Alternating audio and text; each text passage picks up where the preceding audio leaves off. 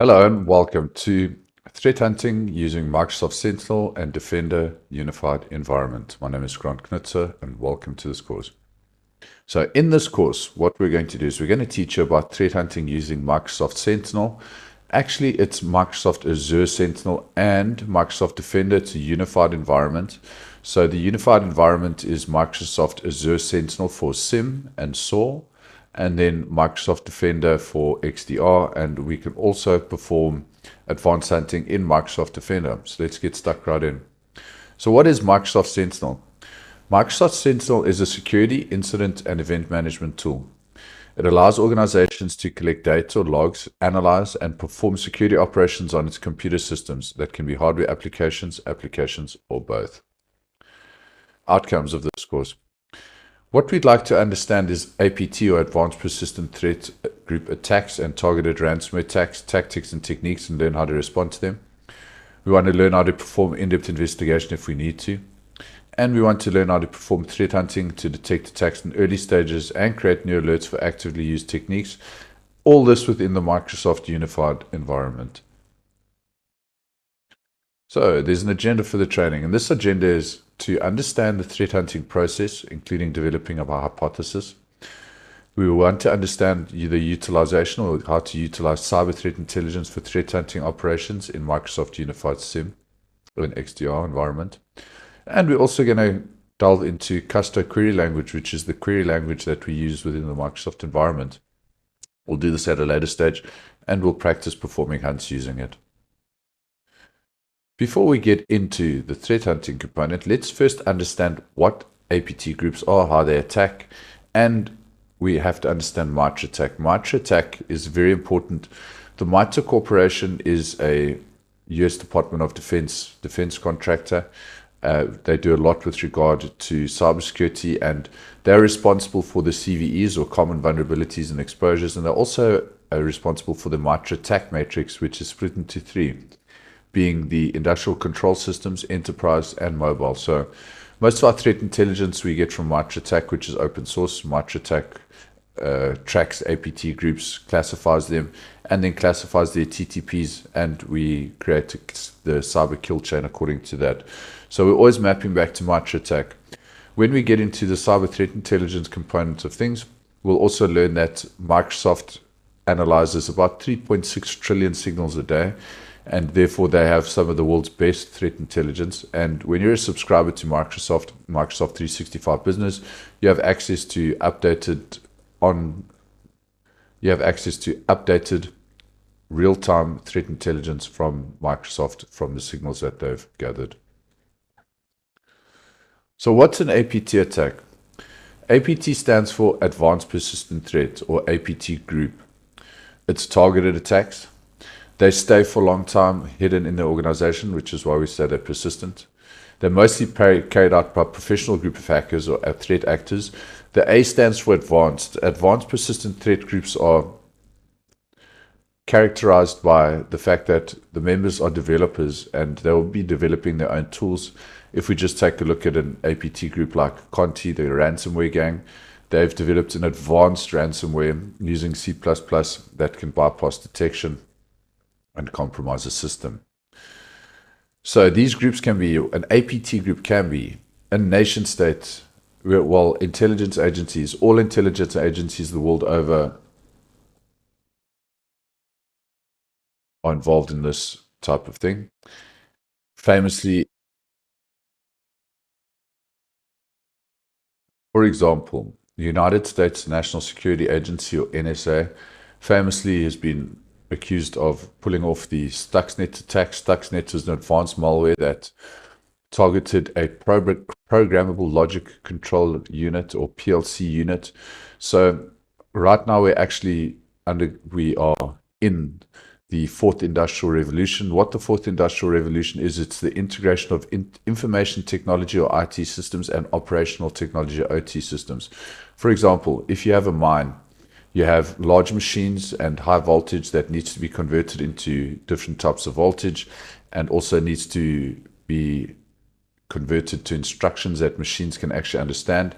And you'll have an IT system, or IT systems. So for example, an engineer will be using a computer, and what she'll do is what she'll do is she'll manage a programmable logic controller with her computer, and that programmable logic controller is the link between her computer and a piece of industrial machinery, say a piece of earth moving equipment or some other piece of mining equipment. So this merger between industrial technology, this merger between information technology and operational technology is known as the fourth industrial revolution that we are currently going through. So nation states can be APT groups. Famously, the Russian GRU, or their military intelligence, is famous for attacking Ukraine in the past few years, and vice versa. There are also very well-known Chinese APT groups that are tracked by MitraTac and many other countries. Israel's another one, and we have many, many countries. Essentially, every single country that has the infrastructure to do this will be doing this type of thing. The more advanced countries have very advanced capabilities, and they are prepared to attack their enemies. And sometimes what they'll do is they'll attack an enemy country's actual infrastructure, civilian infrastructure. We know that there's been some famous attacks against the US pipeline system, the Eastern pipeline system, in the past few years. And those have all been attributed to advanced persistent threat groups that are nation states. So then we have professional hackers for hire. These are mostly advanced syndicates. They occur everywhere in the world. Famous countries where professional hackers for hire, advanced syndicate groups, also being APT groups, come from places like Romania, Ukraine, Russia, China. North Korea is also a big one. And essentially, wherever you find a professional hacker or professional hackers that are advanced, they maintain persistence in systems, and they're a threat. We class them as advanced persistent threat groups. We also have activists. So we all know about hacktivists, and we all know about, for example, the anonymous group. And they will be pulling off hacks, and they're also classified as advanced persistent threat groups because of the nature of that. They are advanced, they are persistent, and they are a threat. And they'll essentially target whoever they like based on an ideology or something to that effect. So why do companies care about APT attacks? We can see here there's a couple of headlines. Boeing, Tesla manufacturer breached after ransomware attack. 2 years after WannaCry, which was a major ransomware, 1 million computers remain at risk. When the screens went black, how NotPetya taught Maersk to rely on resilience, not luck, to mitigate future cyber attacks. Enterprise are commonly targeted by APT groups. So there is an APT attack process. We call it the cyber kill chain. When we use the MitraTac matrix, what we're doing is we're actually looking at the cyber kill chain in its expanded version to include tactics, techniques, and procedures. So the cyber kill chain consists roughly of 8 phases. First being reconnaissance. Attackers need to perform reconnaissance on their target. They need to gather as much information as possible. It's commonly done using LinkedIn, and there are tools that can automate this process. This is where attackers gain all the information that they need. It's the same as a military operation. What you need to do is you have to perform reconnaissance. You have to get intelligence. So reconnaissance is the part of the cyber kill chain where attackers will be gathering intelligence on their targets in preparation for the attack. Then we have intrusion. Intrusion can also be called initial access, various means of doing this. Most commonly what we see these days is spear phishing or phishing. Also, you can have misconfigured systems. Famously, recently, an Israeli company that manufactured programmable logic controllers and sent them all over the world, including South Africa. And a lot of these countries kept the original or default admin password and username for these programmable logic controllers, and the Iranian Revolutionary Guard Corps or their cyber division famously attacked these programmable logic controllers everywhere in the world. And what they did is they basically just exploited the fact that these were not configured, or administrators had not changed the default credentials. So they just used the default credentials. They found out what default credentials were for those PLC units, and they just logged into them directly. We have exploitation. Commonly, exploitation then occurs. There can be a vulnerability, and this is now the exploitation of the target. Once the target has been exploited, or a vulnerability has been exploited and initial access has been gained, commonly what happens is a standard user is targeted. That's why anyone in an organization can be a target. And this is why organizations are continuously performing phishing simulations against all the users, because even if a standard user is compromised, what advanced persistent threat groups can do, they're advanced, is they can perform privilege escalation using one of various means, and they can actually escalate their privileges, or they can increase their privileges in order to perform tasks that require administrator access. Then we have lateral movement. Lateral movement, when we're speaking about essentially the most common environment worldwide is the Windows environment. We know that we have Apple Open Directory. We also know that we have Open LDAP that is in use in Linux systems. But essentially, what this goes about is lateral movement, is moving laterally or moving sideways to find the best target. So the best target in a Windows system or Microsoft infrastructure is the domain controller. Once you get into the domain controller, you can access the ntds.dit file, which contains the passwords and the password hashes actually for every user in the domain. So once you have domain control, or once you have lateral movement, once you have control over a domain, you have domain dominance, and you can essentially own the network. Then we have obfuscation or anti-forensics. So what attackers will try to do is they'll try delete logs, they'll try obfuscate themselves, and they'll try perform anti-forensics. They don't want to be caught, and they also don't want their TTPs to become part of known indicators of compromise that that can then be shared with the rest of the world and can be protected against. So attackers go out of their way to obfuscate themselves and perform anti-forensic operations. Denial of service. So denial of service is denying a legitimate access of information to legitimate authorized persons. If we remember the basics of cybersecurity, we have the CIA triad, which is confidentiality, integrity, and availability. Denial of service is attacking availability, so it is making services or systems unavailable to legitimate users. And then we have exfiltration. So at the end of the day, attackers would like to exfiltrate data and other important information. When we teach red teaming, we teach that this is commonly done via command and control server. So attackers will exfiltrate data or exfiltrate information to their command and control server, and then they can go ahead and either ransom these people or these organizations, or they can sell the information along, or they can distribute it to other cyber criminals for various use. And that's in essence the cyber kill chain. So let's just recap what the cyber kill chain is. The cyber kill chain is a series of steps that trace the stages of a cyber attack from the early reconnaissance stages to the exfiltration of data. The kill chain helps us understand and combat ransomware, security breaches, and advanced persistent attacks. Here we can see the MITRE ATT&CK matrix. So when we're looking at MITRE ATT&CK, always refer back to MITRE ATT&CK. It's best practice. We use it in the industry. If I take from reconnaissance and I move all the way to the right, from left to right, this is the cyber kill chain. So this is tactics, left to right. Top to bottom is techniques. And then we have sub-techniques or procedures. So we can see that it's reconnaissance, resource development, initial access, execution, persistence, privilege escalation, defense evasion, credential access, discovery, lateral movement, collection, command and control, exfiltration, and then impact. To access MITRE ATT&CK for your threat intelligence, just Google MITRE ATT&CK, and you'll see MITRE ATT&CK comes up here. It's attack.mitre.org. And here we can see the MITRE ATT&CK matrix for enterprise. And we can see, we can scroll from top to bottom and left to right. And here we have the entire attack matrix and exactly what we need to see. So if I scroll down a bit, I can move from left to right here. Scroll down, I can move back to the beginning. So here, for example, under reconnaissance, we have active scanning, which is a technique. Then we have here scanning IP blocks, vulnerability scanning, and wordless scanning.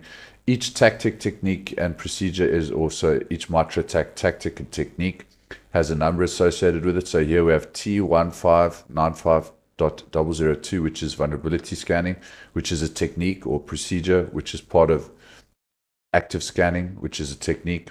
So this is a technique, tactic, technique, sub-technique, or procedure. So vulnerability scanning would be the sub-technique or procedure, active scanning would be the technique, and then reconnaissance would be the tactic. And we can go ahead and we can drill down on any of these. If I go ahead and I click on active scanning, vulnerability scanning, it gives me a whole breakdown, even showing us the APT groups that are using it, APT 28, APT 29, etc. Cutting Edge is another APT group. If I come to matrices, I have the enterprise matrix. So enterprise is your standard business. You can also add government entities into enterprise because government are run like enterprise, so they have different departments. Those different departments have IT systems and filing systems and so on, and they're vulnerable to attacks. So enterprise matrix can be applied to enterprise, so business, and also government. Then we have mobile, which is mobile phones. And we have ICS for industrial control systems. So this is speaking about that fourth industrial revolution we were talking about. And this involves a lot of programmable logic controllers and other industrial control systems. So as the name suggests, it's industrial control systems. And this is the ICS matrix. So that's MITRE ATT&CK. MITRE ATT&CK sub-techniques, as we've seen, we expand upon. So here's the tactic, technique, and the sub-technique or procedure. So case study, let's talk about DarkSide ransomware. So DarkSide is a famous APT group. They offer ransomware as a service, or RAAS. So we can see here that initial compromise was suspected password attacks on perimeter infrastructure. So this is using tools that are available, commonly available open source tools. They come down pre-installed with Linux distributions like Kali Linux, stuff like Hydra, tools like Hydra, where you can perform a password attack or dictionary-based brute force attack on perimeter infrastructure or web-facing infrastructure. And if they're weak passwords and no multi-factor authentication is in use, then what you can have is you can have a breach, which they have.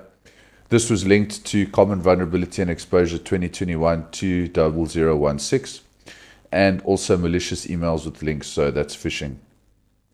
Once they established foothold, they used Beacon, Smoketown, and F-Secure C3. To escalate privileges, they exploited CVE 2020-1472, so there was a vulnerability on the system. They also used a well-known red teaming tool called Mimikatz for credential harvesting. And then they used Alsace process memory dumps. So you can use proc dump. There's a lot of different tools that you can use to dump Alsace. Alsace is local security account subsystem on Windows systems. Remember that worldwide, most systems are actually Microsoft or Windows-based systems utilizing Active Directory. They then performed internal reconnaissance. They used PowerView. Commonly, attackers utilize or abuse actual known legitimate tools. So in this case, they used PowerView, built-in Windows utilities, Bloodhound, and advanced IP scanner for internal reconnaissance. They completed their mission. They exfiltrated data via rclone or WinSCP, again using legitimate tools for malicious purposes. There's data theft extortion, and then DarkSide ransomware deployment, generally via PSExec. We know PSExec is a well-known legitimate Windows tool to execute commands on a remote system, and DarkSide ransomware was executed on that system. Problem with ransomware is we have something called double or triple extortion. So even if the business has a business continuity plan and backups or for data, once the cyber criminals or the APT groups have access to that information, if they don't want to pay the ransom because they have backups or a BCP in place, what will then they'll be threatened with is leaking of customer information online, which can be catastrophic and can actually close the business down, because once the consumer has no faith in their information being safe with a organization, they're not going to use that organization anymore. So typically prevention is better than cure, and we'd like to make people as unhackable as possible.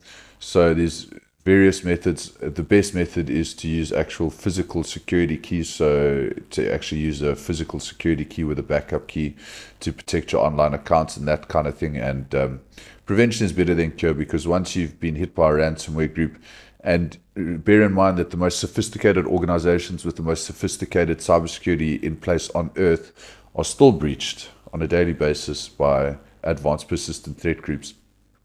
You can imagine the type of enemy that you're dealing with if you're dealing with a nation state APT group, for example. Say you're in the United States and you're a massive organization, we remember SolarWinds, and you've got an enemy like Russia, they've got very advanced APT groups that belong to their military and intelligence infrastructure. They've got huge budgets, and they commonly breach each other's systems. So if you follow the biggest names in cybersecurity, what they'll tell you is that the worst thing for the global threat landscape is the division in the world.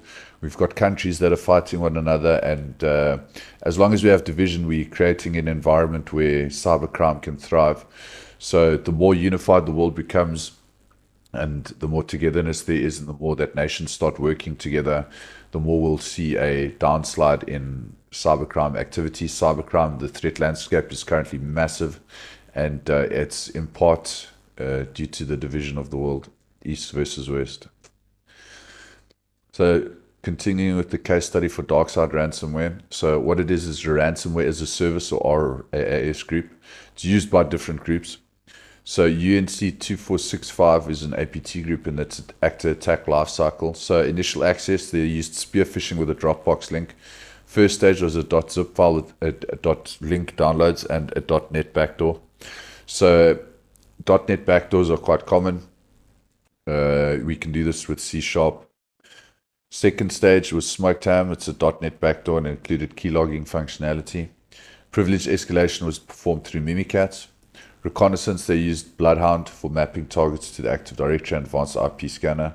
Lateral movement was achieved using stolen credentials, NG-ROC tunneling for RDP ports, PSExec and cron jobs, cron job we know as a scheduled task, but for Linux. And ultimately culminated in the deployment of dark-side ransomware for encryption and exfiltration. So UNC 2659 actor attack lifecycle. Initial access used SonicWall VPN vulnerability. So there was a vulnerability with the CVE that was existed that they exploited. Persistence was maintained using TeamViewer, and exfiltration was done using rclone. So again, a legitimate application which is abused by attackers to exfiltrate data to the cloud. Okay, dark-side ransomware was also used by UNC 2628. Let's talk about the attack lifecycle. So initial access, this was a password spraying attack on the corporate VPN. Persistence was maintained using Cobalt Strike Beacon. So Cobalt Strike is a legitimate red teaming tool. Unfortunately, it has been cracked and leaked, and cybercriminals are now in possession of it worldwide. So in a malicious domain account, SP service was created and used. Privilege escalation was performed through Mimikatz, as we often see. Reconnaissance was performed using Beacon and basic operating system commands. Lateral movement was achieved using stolen credentials, RDP, and used beacon communications to interact with infected machines. And then exfiltration was done via SFTP and rclone. Again, legitimate services being abused by attackers. Let's talk about dark-side functionality. So it encrypts local disks and network shares, deletes volume shadow copies, which is a big problem. Empty recycle bin, perform user access control or UAC bypass, terminate processes and stopping services, and much more. Remember that once an attacker has gained access or has dropped an advanced piece of malware onto a system that's communicating via beacons to a command and control server, what the attackers can then do is they can add functionality. They can actually update the software, they can update the malware, and they can add keyloggers, they can add a lot of things to it, and they can also give it instructions. So there's a good blog that's been written. We've put the link here. It's a FireEye blog, and regarding dark-side ransomware. Okay, so case study from zero to domain admin.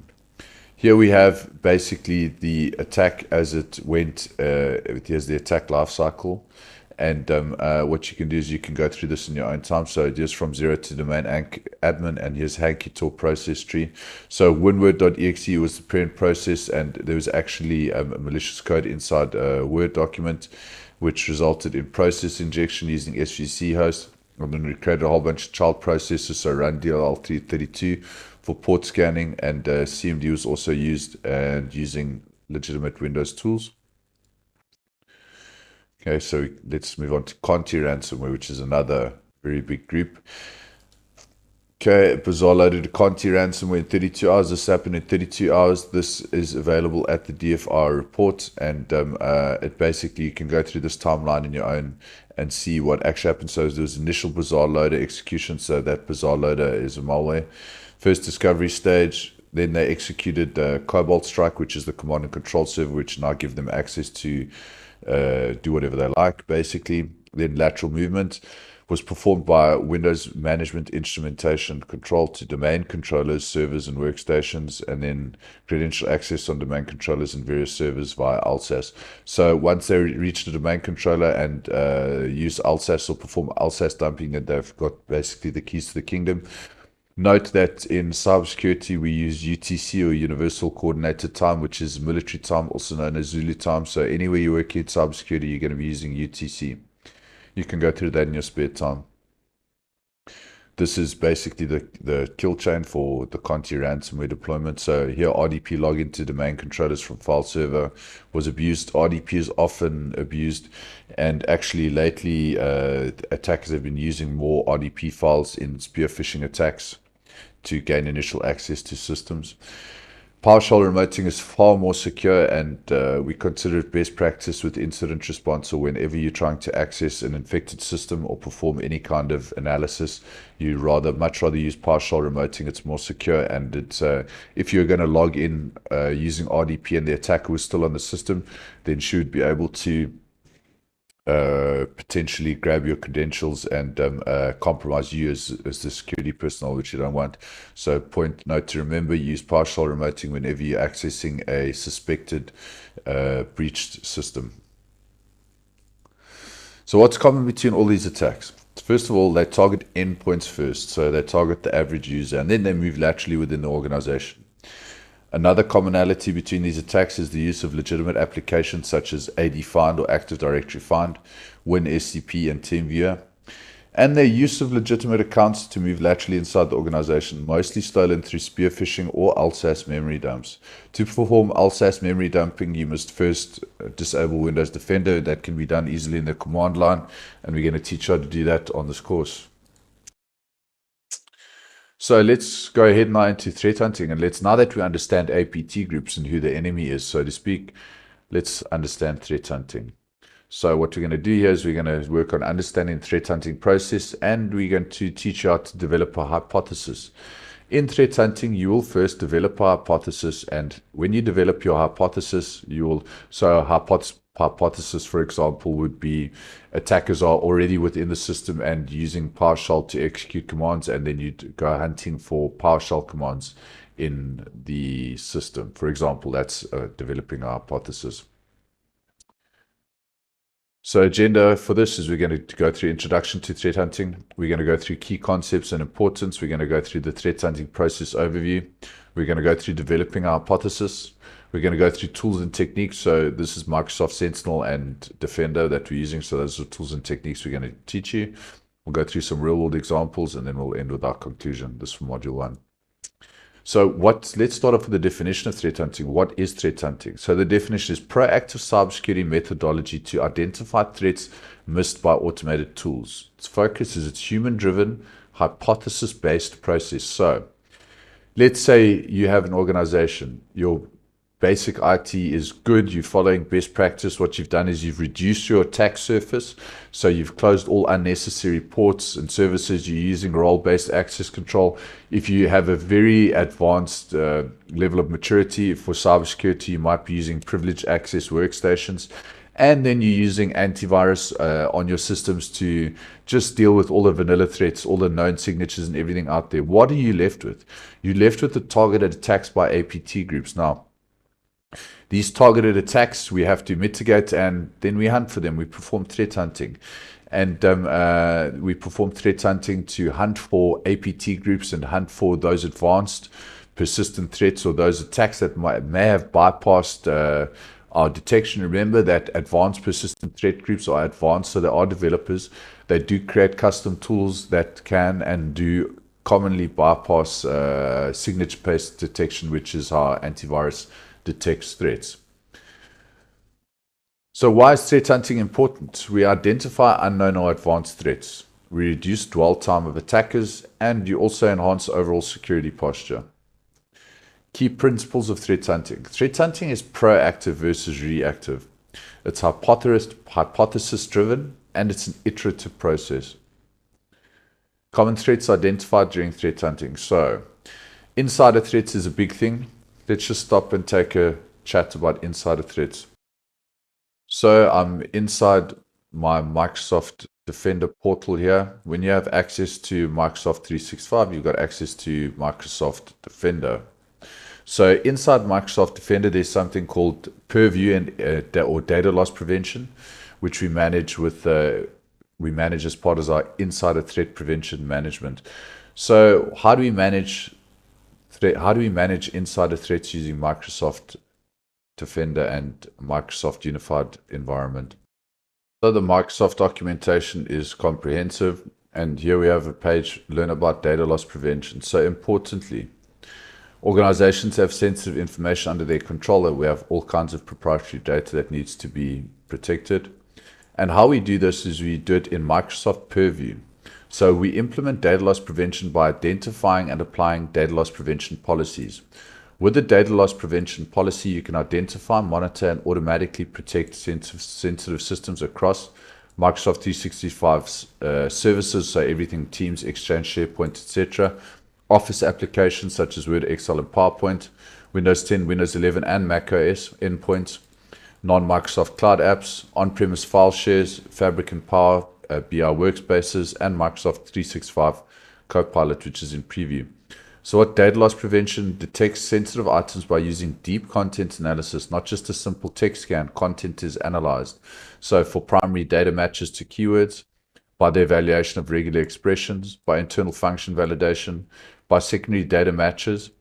DLP also uses machine learning algorithms and other methods to detect content that matches your DLP policy. So a common thing is mass dump. So if you have a user that downloads a lot of information that is abnormal, it could be a sign that you're about to lose data, and that employee might be an insider threat, and they may be wanting to take your data and move it on to another company. So we can set up alerts for that kind of thing in data loss prevention inside Microsoft Purview.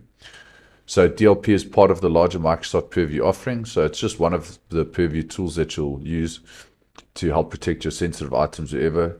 And you should understand the other tools in the Microsoft Purview tool set, how they interrelate and work better together. What we can do is we can just open this up in its own browser. And Microsoft gives us detailed instructions on how to protect your sensitive data with Microsoft Purview. So they go into how you actually have to know your data, protect your data, and prevent data loss. And you'll be doing that by actually implementing policies. And you can do this all inside Microsoft Defender. So you first have to prepare for DLP, then you have to deploy your policies. So you have to design your policies. You have to implement your policy in simulation mode. And then you have to monitor outcomes and fine-tune the policy. So DLP policy configuration overview, etc., etc. And there's all the locations that you can do it in. And there's instructions on how to create and deploy a data loss prevention policy. This is the Microsoft Purview portal. So it's going to give you, it's a new portal. There is a classic portal, but this is the Microsoft Purview portal. Inside the Microsoft, we can switch to Classic, which I don't want to do. I actually want to carry on with this portal. And we have here, welcome to the Microsoft Purview Compliance portal. So you have Compliance Manager, Data Classification, Data Connections. We have DSPM for AI, alerts, policies, roles, etc. So here's basically home. We got a lot of tiles, and they're important tiles. And it's got insider risk management, which we can drill down on. We can turn on analytics for this. We've got minimized communication risks. It's giving us a lot of, we've also got adaptive protection, which is basically leveraging AI. Trying to keep up compliance manager, solution catalog. We also have our alerts, so there's 0 active alerts, etc., etc. Here we have data classification, we have overview, classifiers, content explorer, etc., etc. Inside our compliance manager, we have overview, we have improvement actions, solutions, we can perform assessments, there are regulations, and we can also go into reports. Here we have our roles and scopes, we have permissions and adaptive scopes. Under solutions, we have a lot, and here we have specifically data loss prevention, and you can drill down on policies. And here's where you can create your policies for data loss prevention. So Microsoft Purview, part of Microsoft Defender, and you can go ahead and you can create your policies in here. And this is going to go a long way into mitigating insider risk. So you can start with a template, or we can create a custom policy. So there's categories here: financial, medical and health, privacy, and custom. And you can just click through and you can go through the whole process of creating a policy to manage insider risk. And remember, insider risk is part of data loss prevention, and it's all within Microsoft purview, and you can get there via the Defender portal. So I've spoken about insider threats and how to manage them, essentially using data loss prevention and policies inside Microsoft Purview if you have access to the environment. There's also advanced persistent threats. What we are hunting for is we're hunting for malware and ransomware, and we're also looking for lateral movement within networks. So there's a threat hunting process. First of all, you have hypothesis development. Then there's data collection, then there's investigation analysis, and then there's mitigation and reporting. Let's take a look at the Microsoft Sentinel environment. So Microsoft Sentinel is part of Azure. It's a cloud native SIEM tool that you can do everything in. So if I just log into Microsoft Azure, I can drill down on Microsoft Sentinel. So when you're using Microsoft Sentinel, you actually have to add, what you're going to have to do is you're going to have to add or associate a log analytics workspace to Microsoft Sentinel. So you can create it's a log analytics workspace that I have attached to Microsoft Sentinel, and I can go ahead and I can drill down on it. So as we've mentioned, we're inside the Microsoft Sentinel environment. This is your dashboard that you're going to be looking at. So Microsoft Sentinel, cloud native SIEM solution inside Microsoft Azure. And you can actually, if you come down to threat management, you can go to hunting here. And this is just to show you how developing a hypothesis is worked into the Microsoft Sentinel environment. So what we can do is, here I actually have a hunt. We can create a new hunt. And it's got a hunt name, owner, new, and it's got a hypothesis. So a hypothesis, whether it's unknown, we can have an invalidated hypothesis or validated hypothesis. Let's say, for example, we have an invalidated hypothesis. You can go ahead and create your hunt name. So I like this: attacks are accessing credentials via LSAS dump. You can go ahead and give a description. You can say attackers, this is actually the hypothesis. Attackers may be using proc dump or another tool such as Mimikatz for credential dumping, theft, and privilege escalation. Okay, so this is basic hypothesis, and we'll get into cyber threat intelligence, and this should your hypothesis should be guided by your threat intelligence. And threat intelligence, as we've seen with Mitra attack, can also be categorized into whether you're dealing with industrial control systems, you have specific hypotheses for those, mobile, or whether you're dealing with the enterprise. Within enterprise, there are different sectors, so you name it, a sector, healthcare, finance, whatever, there's APT groups that are targeting those. So say, for example, you're working with inside a healthcare organization, your hypotheses may involve information regarding APT groups or something that, or common threats leveraged or targeted against healthcare, for instance. You can add an owner inside Microsoft Sentinel hunting, so it's hunting inside Microsoft Sentinel. I'm going to go ahead and add myself. You can put the status, let's call it active, and you can go ahead and create a new hunt. Once you've created your new hunt, so that's hypothesis driven, you can then go ahead inside Microsoft Sentinel, just come back to training instance as you would, go back to hunting, and inside hunting we have our hunts, and we can just drill down on any one of these hunts. And now we can start actually doing things inside the hunt. So there's query actions here. You can actually add a new query. So what is it? Hunting queries tab enables you to proactively hunt for security threats. So it's threat hunting. Queries in this tab apply specifically to the selected hunt and are not visible in the overall hunting queries tab. So We will get into this in a later section, but hunting queries in Microsoft Sentinel are based on KQL or Kusto query language, and they can be sourced from the Content Hub, or you can also make your custom queries. Multrack, we do produce a Microsoft Sentinel cheat sheet for everything. So from Defender all the way to endpoint, or Defender endpoint all the way onto IAM. And we actually have created those queries for you that you can go ahead and look at and you can use in your active hunts. Let's say I'd like to run a new query.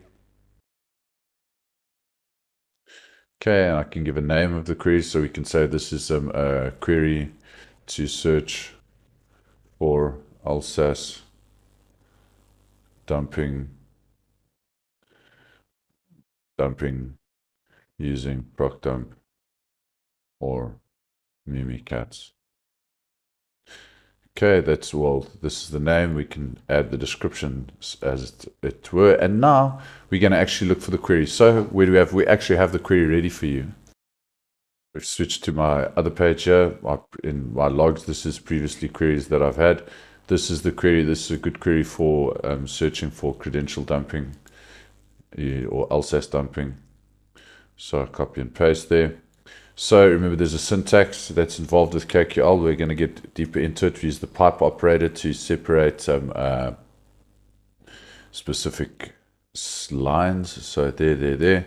So here we're querying the security event table, where event ID is 4688, which is process creation, where command line has all. So we're looking for procdump, LSAS, or command line has run DLL32. com SVCS, mini dump, extended timestamp, etc. And we can also add in Mimikatz. We haven't, but we can add in Mimikatz. And we can go ahead and create it. Create the query, and we can run the query. Run selected query. Okay. And the query is going to be run.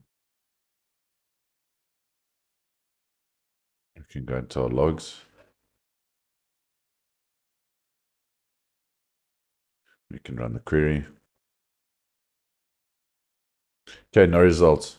Let's switch over into Microsoft Defender and let's talk a little bit about advanced hunting. So this is Microsoft Defender. This is actually one virtual machine where I performed LSAS dumping that is exporting logs, is sending logs to both Microsoft Defender and also to Microsoft Sentinel, as it were. So Microsoft Defender, we've picked up a lot of incidents, and one of them is credential access incident on one endpoint, and it says suspicious access to LSAS service. And here in our advanced hunting, what we've done is, this is a query that includes Mimikatz in it, in the query. And this query, you can find it in the cheat sheets. This is actually looking for LSAS dumping. So it's looking for LSAS dumping. And when I go ahead and run the query, it's just asking for me to sign in again. If that happens, never mind. Go ahead and run the query.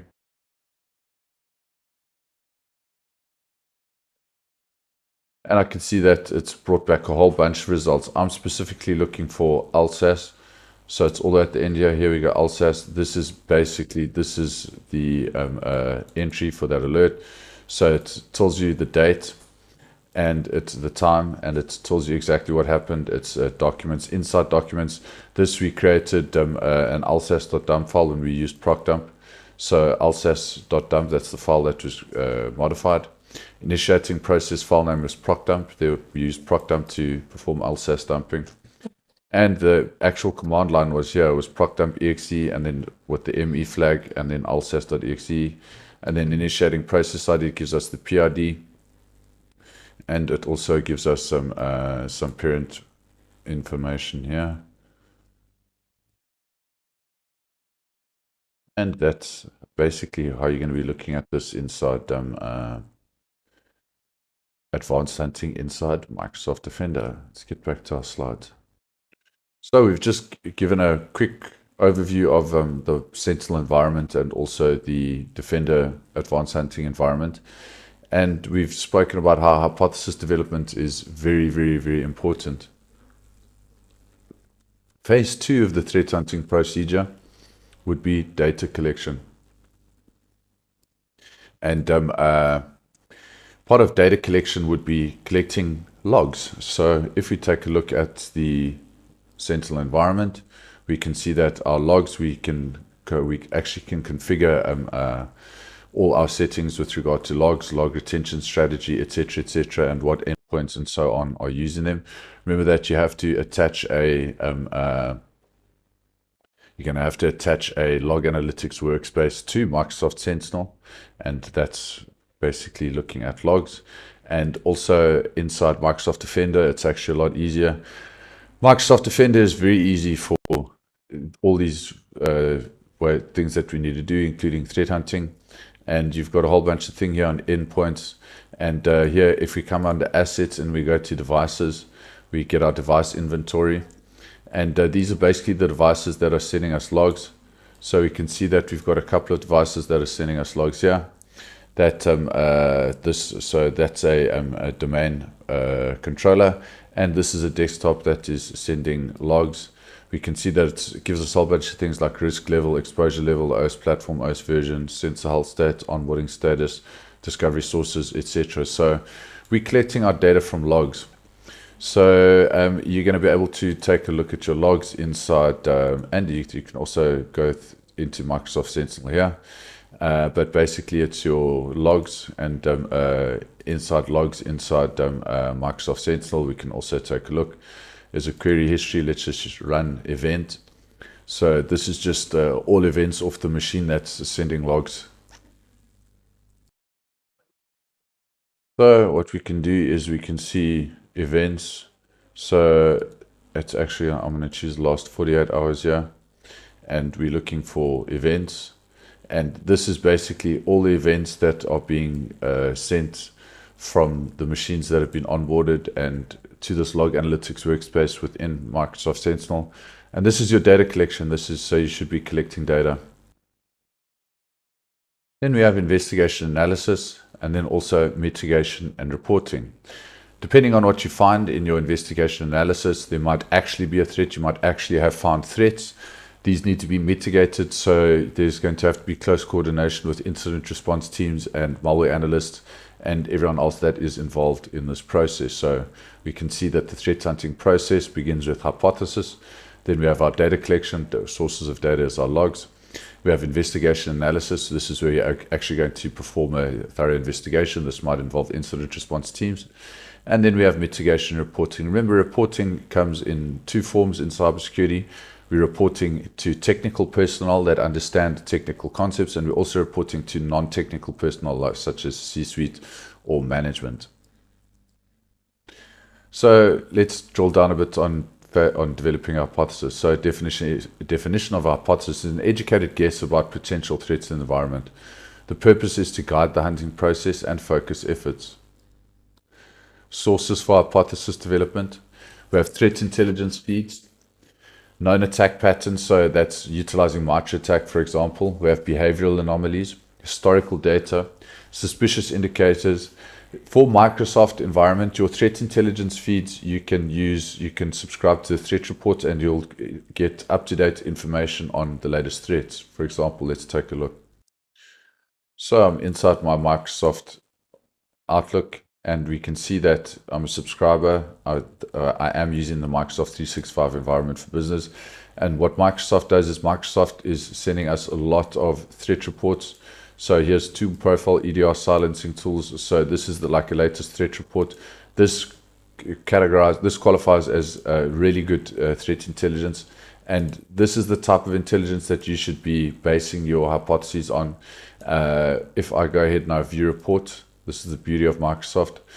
That what they've done is they've put together an entire threat report. It will open up inside the Defender portal. And once you're inside your Defender portal, you can go ahead and you can take a thorough look at the threat report. So it gives you an overview. So it also gives you an analyst report. The analyst report includes a whole bunch of things like indicators of compromise, recommendations, and also, where applicable, detections or hunting queries. So KQL queries to actually specifically hunt for these certain threats. Gives you related incidents. It'll show you any impacted assets in your organization. It'll give you an endpoints exposure, and it'll also produce recommended actions for you. So Microsoft Threat Intelligence is very good. Okay, so now sources for hypothesis development we've been through. Examples of an hypothesis. For example, threat actors are using compromised credentials to access sensitive systems. Lateral movement is occurring using partial hash techniques. A phishing campaign is targeting specific employees. So your hypothesis, you can follow easily along in our cheat sheets that we make available to you. If you're on the master's program, you've got access to cheat sheets. If not, there is a cheat sheets course that should be able to assist you in developing your hypotheses. There are key questions to guide your hypothesis. So what assets are attackers likely targeting? As we've seen previously, they're mostly targeting endpoints initially. What TTPs, so tactics, techniques, and procedures might they be using? What gaps exist in current defenses? So there's phase 2, which is data collection. You collect logs, network traffic, endpoint data, etc. And it's focused on data relevant to the hypothesis. So if, for example, your hypothesis included a specific group inside the organization, then you would be focusing on logs coming from those groups' machines. Data sources for threat hunting, so SIEM, so security information and event management tools such as Microsoft Sentinel, EDR, or in fact XDR and RPIP in our case, which is Microsoft Defender, network traffic analysis tools, and also threat intelligence platforms. Microsoft brings us all of this within the Microsoft 365 environment. We have phase 3, which is investigation analysis. So techniques, we're talking about pattern recognition, anomaly detection, and behavioral analysis. AI has got a big part to play these days with this. And then this is where you identify indicators of compromise. Key analysis techniques, something called timeline reconstruction. Timelining is very important. We all know Eric Zimmerman. We all know the Eric Zimmerman timeliner tool. Very important tool that is useful for timelining an incident. Correlation of events is also very important. Correlation of events simply means confirming from more than one source of information an event. And then there is behavioral profiling. So phase 4, which is mitigation reporting. Here's where we document findings and evidence. You collaborate with incident response teams. And this is where you also recommend security improvements. So tools for threat hunting. There are other open source tools and enterprise tools such as Splunk, Elasticsearch, Wireshark, and Sysone. Here we are using Microsoft Sentinel or Azure Sentinel and Defender XDR. So the importance of automation analytics and augmenting manual efforts. So automation is very important, and you can set automation rules to specific alerts in the organization. We'll be focusing on using the Microsoft Unified environment, which is Azure Sentinel for SIEM or SOAR and Defender XDR. So what are the challenges faced in threat hunting? One challenge is data overload. The bigger the organization, the more scale there is, then the more data there's going to be to sift through. The sophistication of attackers. So attackers are continuously finding novel ways of exploiting systems. And then there's also skill and resource gaps within the organization. The benefits of threat hunting include improved detection capabilities, reduced risk of breaches, enhanced understanding of adversaries. And your metrics for success is actual threats that have been identified, mean time to detection, and false positive rate. So how do you develop a threat hunting program? First of all, you need training for analysts. Then, of course, you need to invest in the appropriate tools, in this case, the Microsoft environment. And then there's continuous process improvement. So the role of hypothesis on threat hunting. Let's talk again about hypothesis, showing you how important it is. It's central to focusing effort, and it links strategic goals to actionable steps. Recap of the threat hunting process. Hypothesis, data collection, investigation, and mitigation. All can be done within the Microsoft environment. So final thoughts, continuous improvement is key, and collaboration with other security teams is essential. I'm looking forward to seeing you in Module 2. Bye for now.